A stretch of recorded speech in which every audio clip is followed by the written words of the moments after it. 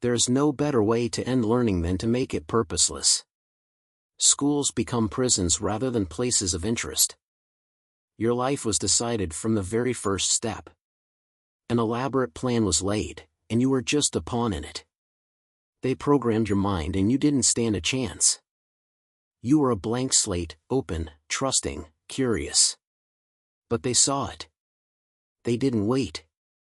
They rushed to plant ideas in you, about your dreams, about your fears, and about who you should be. And your parents? They can't protect you.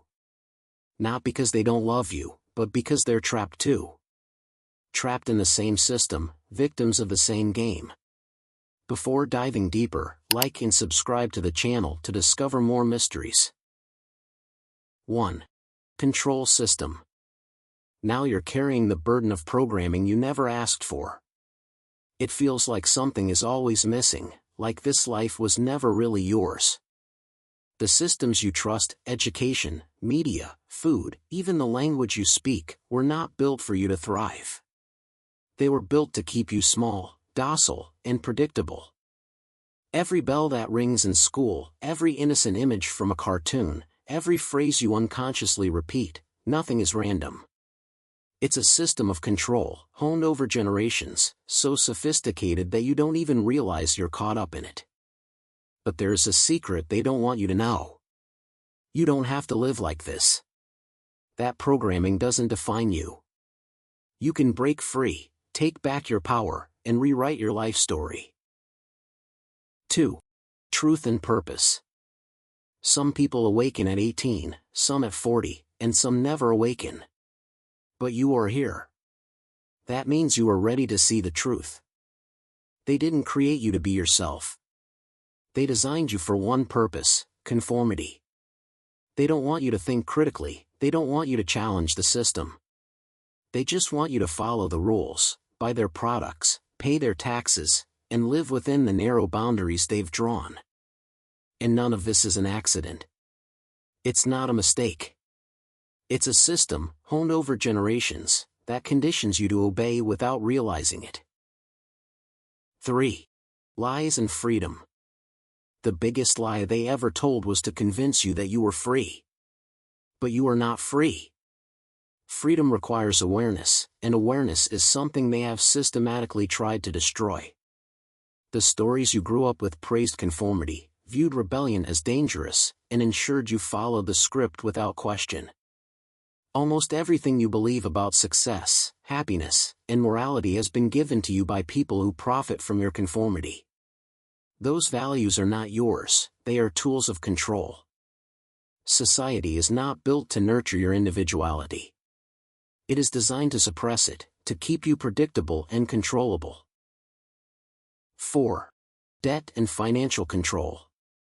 As you grow up, you are funneled into a system that requires you to take out massive loans for college, debts that tie you to their financial system for decades. Debt becomes a tool of control, keeping you in a cycle of submission. The school model is not designed to educate you. It is designed to make money. The government sends money to schools, but most of it never reaches the classroom. Instead, it goes into administrative costs, flashy projects, and systems that benefit everyone but the students. It is no coincidence that this model resembles the prison system. Both receive money based on the number of students or prisoners, and both focus more on control and profit than on real reform or development. 5. Foundations of programming. Let's go back to where it all began, where the roots of this programming run deep. It starts in your childhood.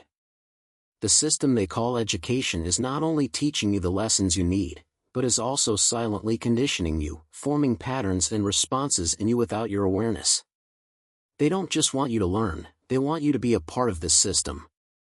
From the first day you walk into a classroom, you are conditioned to conform. You learn to follow rules, respect authority without questioning, and suppress your individuality. It's all done under the guise of learning, but in reality, it's a subtle process of becoming part of the machine. You're not taught to think for yourself, to make decisions for yourself, but to follow through without questioning. Education, which you believed was the gateway to the world, was never about liberation. It was always about control. It was their way of keeping you in a predetermined framework, making you believe that you were free, when in reality, you were just part of a big machine. The classroom is not a place for independent thinking. It is a conformity factory, where every thought must be controlled, every action must be contained. You are not allowed to be yourself, you are only allowed to be what they want you to be. 6. Purposes of control. The system is not designed to empower you. It is designed to mold you into a predictable, compliant cog in the machine. Why? Because control thrives on predictability. When you are predictable, they can manipulate you without resistance. You become part of the system without ever questioning it, without ever demanding change. There is a clear difference between empowered individuals and compliant individuals. Empowered individuals question the system, they don't accept the status quo and demand accountability. They disrupt processes, push for change, and seek fairness. But compliant individuals don't. They just go along, don't demand answers, don't challenge what's been established. And that's exactly what the system wants, obedience, not independence. But now, take a moment to think about the stories you were taught as a child. They were not innocent. The curriculum was not neutral. It was carefully crafted to glorify power while obscuring the truth about those who challenged it. The heroes of the stories you heard were not always the ones who stood up to injustice. They were the ones who helped maintain order, the ones who allowed the system to continue to function without resistance. 7. Manipulations in academic subjects. Literature, one of the most respected subjects, celebrates obedience. The heroes of literature are not those who stand up to authority. They are those who follow the rules, and those who challenge authority are often punished. This is how literature has been used to reinforce and maintain social order, to encourage obedience and suppress rebellion. Science, which was supposed to encourage curiosity and exploration, has been reduced to memorizing facts.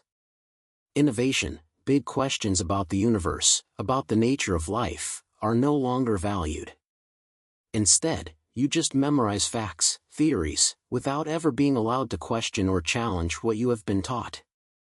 Mathematics, with its beauty and creativity, has been stripped away. Instead of exploring the infinity of numbers, you are taught dry formulas and the idea that there is only one right answer.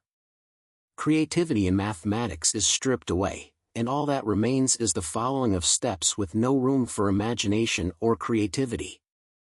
The real purpose of education has never been to make you truly knowledgeable.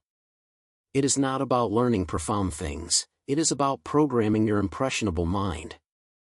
You are taught to memorize answers, not to ask questions. You are taught to conform, not to think for yourself. 8. Unconscious compliance. Now look at schools. Every time the bell rings, you automatically respond, not because you are hungry, but because you have been trained to obey without question. Each bell is not just a signal that a class period is over, but a reminder that you must obey, without choice or resistance. The education system rewards conformity and punishes defiance. You learn to follow orders without ever being encouraged to think for yourself or question.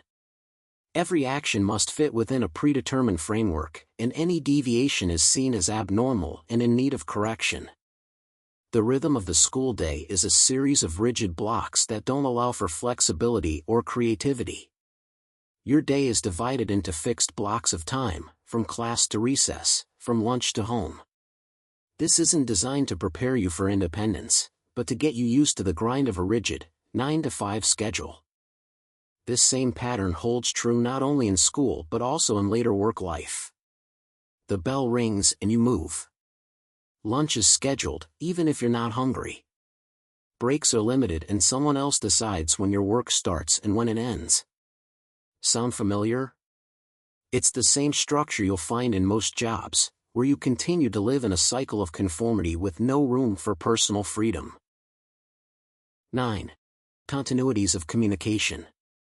And the shift to media and entertainment, again, continues the programming.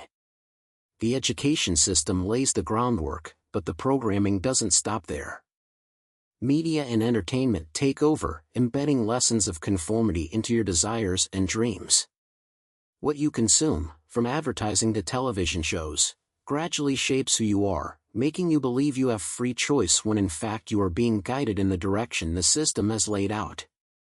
Media is a brainwashing tool, another subtle means of manipulation. From the moment you were born, it is designed to shape your thoughts, desires, and identity without you even realizing it. The cartoons you loved as a child, to the movies and music you consume as an adult, all have a purpose: to keep you distracted, obedient, and completely absorbed into the system. Every image, every sound, every story is carefully crafted to make you feel like you are making a choice, when in reality, you are being manipulated without even realizing it.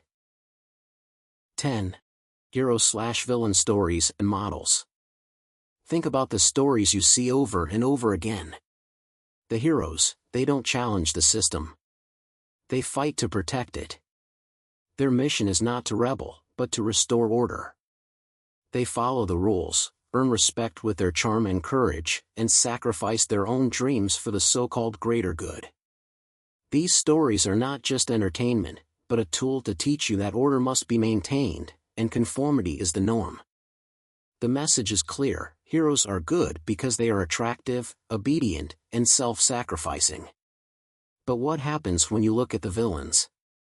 Villains are everything the system doesn't want you to be: a rebel, an outcast, someone who questions authority and challenges the status quo. They are not admirable people, but outcasts because they don't follow the rules. Villains are disruptive, they ask difficult questions and threaten the structures you've been taught to respect. And how are they portrayed? Dangerous, evil, or untrustworthy. Their stories always lead you to a clear conclusion: they're a threat, something you must avoid. This is not an accident. It is intentional. You are being trained to fear dissent, to see rebellion as scary and wrong. These stories are not mere entertainment, they are powerful tools, designed to teach you to conform, to avoid challengers, and to always return to the order the system has created. 11. Lies about materialism. Fast forward to adulthood, and you're still chasing the same lie, spending money on things that give you fleeting joy but leave you empty. It's a never-ending cycle where you're always caught up in searching for happiness in material things, things outside of yourself, but never truly feeling fulfilled. It's a clever system, isn't it? It's programmed from a young age to equate your self-worth with material things. From the moment you're conscious, you're taught that your worth is measured by what you own. The things, the brands, the social norms, they're all conditioned to make you feel that only by owning them, you have value. They've trained you to believe that owning more will fill the void, but it never does. Each item, each purchase is just a temporary fix, a brief feeling of satisfaction. And when it's gone, the feeling of lack returns, setting you back in an endless cycle of consumption. And that's exactly how they keep you buying into the lie. They know that this emptiness will cause you to constantly seek satisfaction from outside, from material things, instead of finding satisfaction from within. The more you buy, the more you feel deprived, and the more you keep chasing after a new thing, a new goal, without ever truly achieving fulfillment. 12. Languages as programming tools. And language is not just words. It is the software they use to program your reality. Language is not just a tool for communication, but a powerful tool to manipulate your thoughts and emotions, creating a reality that you cannot perceive. Think about the phrases you grew up with that seemed harmless, even endearing, like, "Don't talk back," "Silence your doubts," "Obey authority," or "That's the way it is." Don't question the system, accept your powerlessness, and be a good boy or girl. Your worth is tied to obedience, not personality. These words aren't just advice, they're concepts that have been drilled into your mind since childhood. These are not just words. They are psychological handcuffs. By the time you are old enough to think critically, these scripts are so ingrained that rebellion feels wrong, even dangerous. They become invisible barriers that prevent you from seeing the truth, and make you feel that asking questions, challenging authority, or living on your own terms is unacceptable. Self-liberation begins with the realization that everything you believe, everything you think is true, is the result of a system that was created to control you. When you begin to realize that you are not someone else's puppet, you will find that you can be free. Freedom is not something outside of you, it is a liberation from within. Change doesn't happen overnight, but the first step is to realize that you have a choice. You are not a product of your environment, but the creator of your life. Ask questions, challenge what you believe, and rewrite your story. It's time to take action and take back your power.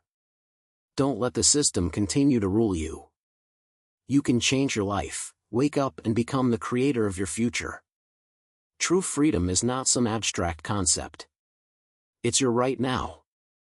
All you need is the courage to see the truth and act on it.